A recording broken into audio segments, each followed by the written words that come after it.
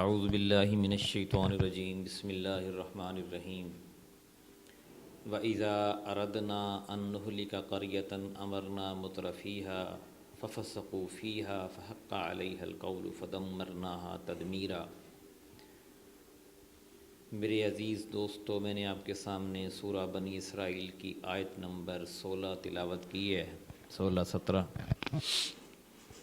جس میں اللہ رب العزت نے یہ فرمایا ہے کہ وہ اس کا عذاب جو آتا ہے وہ کب آتا ہے اور کن لوگوں پر آتا ہے۔ اس کا ترجمہ میں آپ کے سامنے رکھتا ہوں۔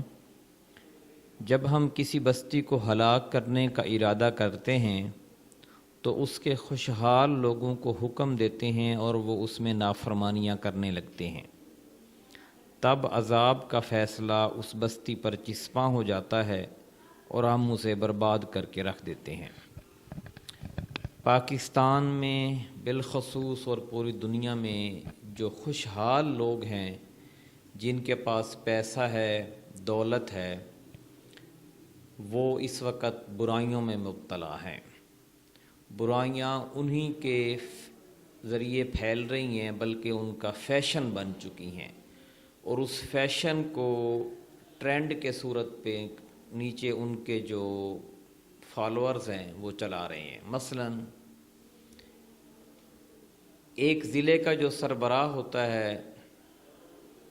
ڈپٹی کمشنر، اس کے نیچے پھر اسسٹنٹ کمشنر، پھر اس کے نیچے تحصیلدار، پھر پٹواری، گرداور پٹواری، اور پھر اس طرح ڈی پی او ہوتا ہے پولیس کا، اس کے نیچے ڈی ایس پی، اور پھر ایس ایچ او، پھر نیچے منشی وغیرہ، ایم این اے، ایم پی اے اور ان کے جو ورکرز ہوتے ہیں۔ جس لائن کو آپ دیکھ لیں، جس لڑی کو آپ پکڑ لیں، شاخ کو پکڑ لیں، وہ جڑوں تک برائی میں ڈوبی ہوئی ہے۔ اور اس وقت پاکستان کے اندر جو بھی پیسے والا آدمی ہے، جس کے پاس دولت ہے، وہ برائی میں کسی نہ کسی ذریعے سے لنک ہے، یا وہ برائی پھیلا رہا ہے یا پھیلانے والوں کی مدد کر رہا ہے۔ اور اسی وجہ سے جو غریب غربا ہیں، جو بیچارہ مزدور طبقہ ہے، جو پاورٹی لائن کے نیچے ہے، وہ ان کی